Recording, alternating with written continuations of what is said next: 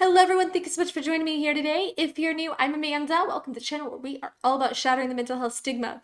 If you haven't already, make sure you make sweet, sweet love to that subscribe button. Maybe give the bell a few kisses too so it doesn't feel left out. And so you don't miss any of these reactions, my vlogs about my mental health journey, celebrity interviews about their mental health journeys, and everything else in between. Today's reaction is a request from Dawn Clayton, my amazing Patreon. I adore you. I appreciate you. Thank you so much. If you haven't had a chance to check out my Patreon, guys, make sure to do so. Link is in the description. Every single dime goes toward my mental health outreach. You get priority song requests. You get to jump on multiple live streams with me every month. You get a sneak peek at my reactions that I'm going to do for the channel, exclusive reactions that I do just for my Patreons, and oodles more. So make sure to check that out. Like I said, link is in the description. Today, I'm reacting to Spirits Will Collide by Devin Townsend. And although the name sounds familiar, I can't place a name with a face. I have no emotional recollection of any song that I've ever heard. And I actually don't even know if Devin is male or female because I know that it's kind of a unisex name. So I don't know if him, her, them, I'm not sure. Let's find out. Devin Townsend, Spirits Will Collide.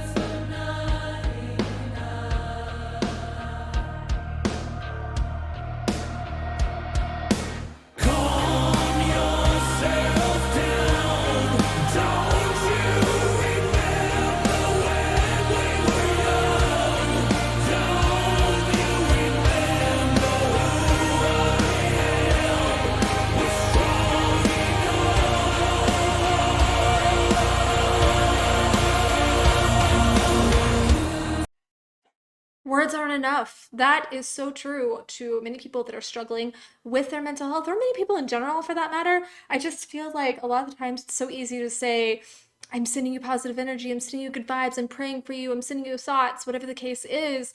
That can be great, but at the same time, it's always preferable, if we can, to take action and to really show people that we're there for them, show people that they're not alone, show people instead of saying that we're going to be thinking of them. Because if I'm at rock bottom, no amount of thoughts or prayers are really going to pull me out of that. Except my own thoughts, obviously, could act as a combatant for that, but somebody else's thoughts aren't going to affect me in that moment. If I'm struggling, I need functional help, and I think that that's something that a lot of people overlook. Even if it's just calling someone, even if it's just taking them dinner, going for a walk with them, whatever the case is, it can make all of the difference. The Remember Who I Am, I think, is kind of a call to that inner child. This whole entire video, the song has the steady tempo, kind of a romancy vibe, and it's just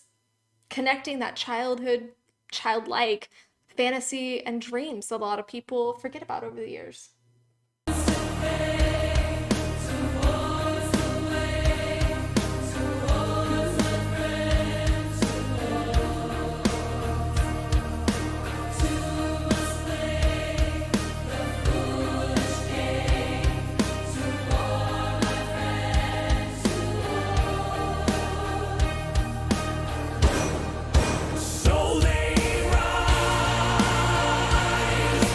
Fear and pain, but this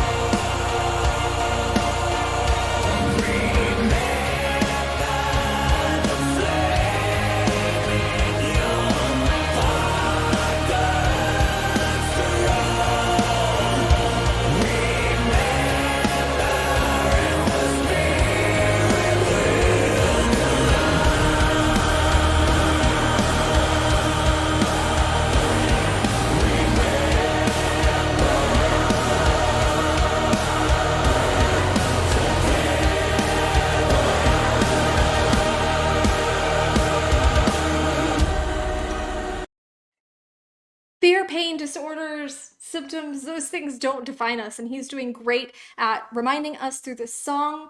I think that, abstract like this video is, that breaks up the monotony of expectations. And I feel like the more abstract you can be, the more over the top you can be, the more you can imagine with abandon, the more you can really connect to that innocence, whether you had it before or not. I don't want to say reconnect because some people might have never had that innocence, but you can start connecting to that innocence.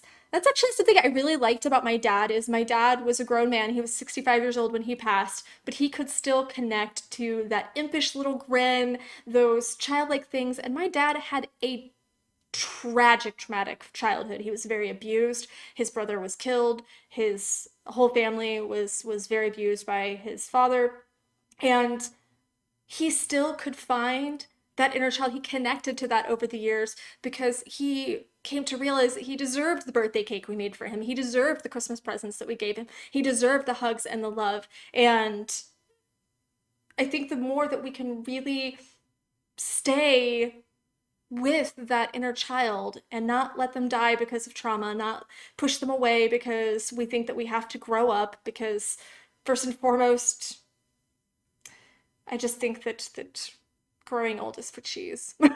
Just I don't think that we really have to grow up in the contemporary definition of the word. Of course, we have responsibilities and we have to take care of those, but the more we can really just allow ourselves to run wild, to go to space, to play these concerts with these animals, to really be silly like my dad would have. My dad was so goofy sometimes. Just that, I think that's what really kept him going a lot of the times, and what gave him spirit. That's what allowed him to really still connect with his spirit and not have it crushed. You are them. That's an incredibly powerful revelation, because you are your dreams. You are the people you admire. You are the person that you dream to be. You're all of these things. You have everything you need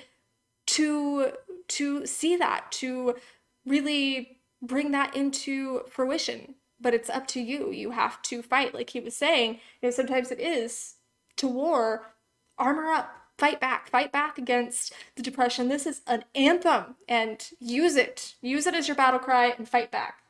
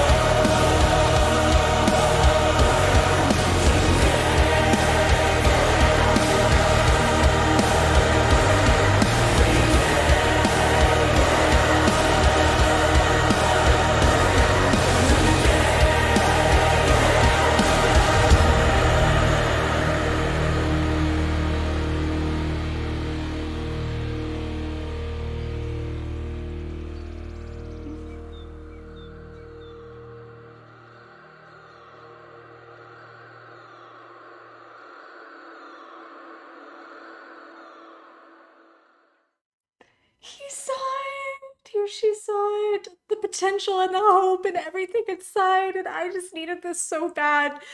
Don, thank you so much. You guys really just have a knack for knowing exactly what I need and recommending things on the exact days that I need them.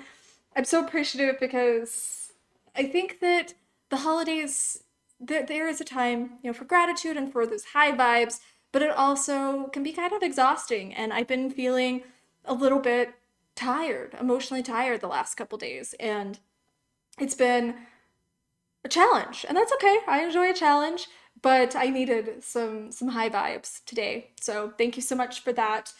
Your heart is still intact, and you can still tap into it and tap into that energy no matter how much the depression is gripping, no matter how much it's trying to distort your thoughts, you can still connect to that. Your spirit still has fight. There's still fight left. And we mustn't shut off parts of ourselves. And I think that this was a really good reminder of that. This is a really good reminder, and we've talked about this several times on the channel, that you can't shut off the curious part of yourself, the innocent part of yourself, even if you didn't get to have that at the appropriate age that most people would.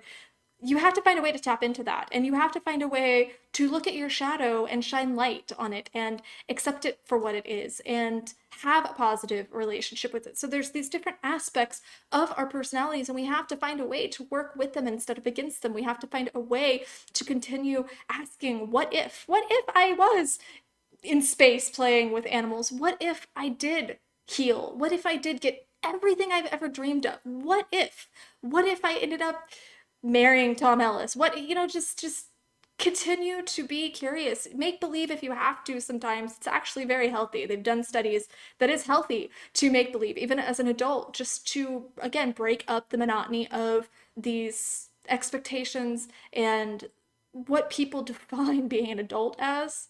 Because let me tell you, that's exhausting. And nobody actually enjoys living like that all the time. I've I had a friend who was a CEO of a really well-known company. I won't say what company because I don't want to out this person, but he was a CEO of a really well-known company.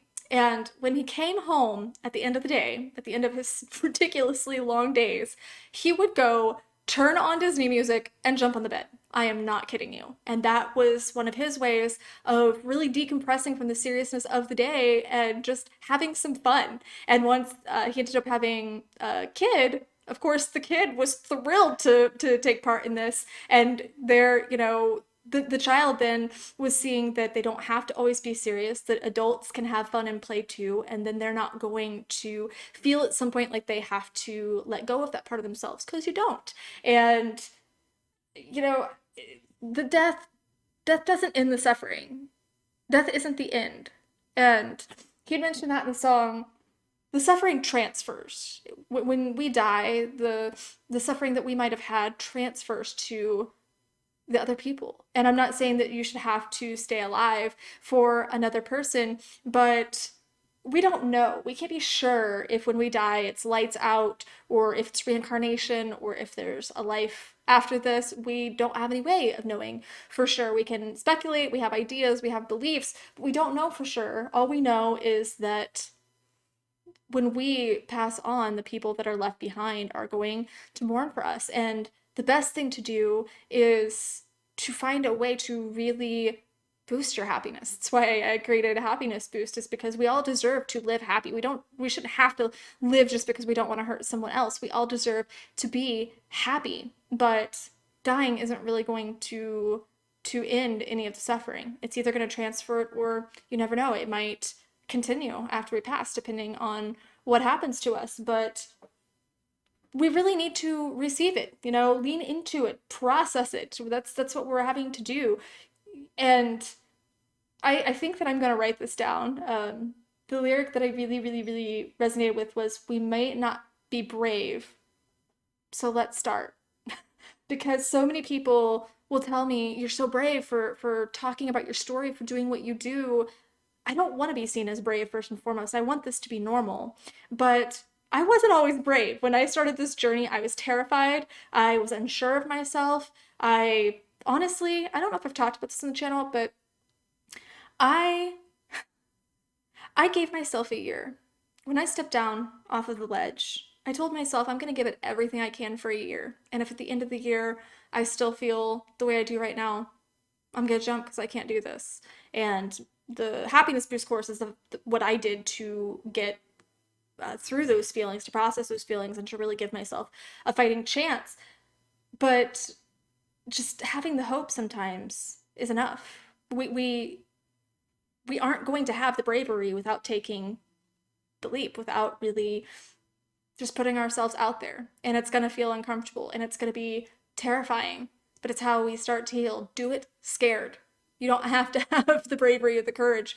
Do it scared. Do it uncomfortable because it still gets done and it's going to help you start healing. And had I not done that, I wouldn't be here. I wouldn't have done the work I needed to do. And so I think that's my message for today. That's what I really want you guys to walk away from. Do it scared. I want you to repeat that to yourself about a dozen more times. Do it scared. We're strong enough. That was another important takeaway. We're strong enough. I love that the songs keep reiterating we're a community. And while we have to do the work, obviously, and no one can really save us or what have you, we are still a community. We are still here together. We're here on this channel. We're here for each other. And that's really important and beautiful. Guys, I adore you. I love you. I'm so happy that I heard this today.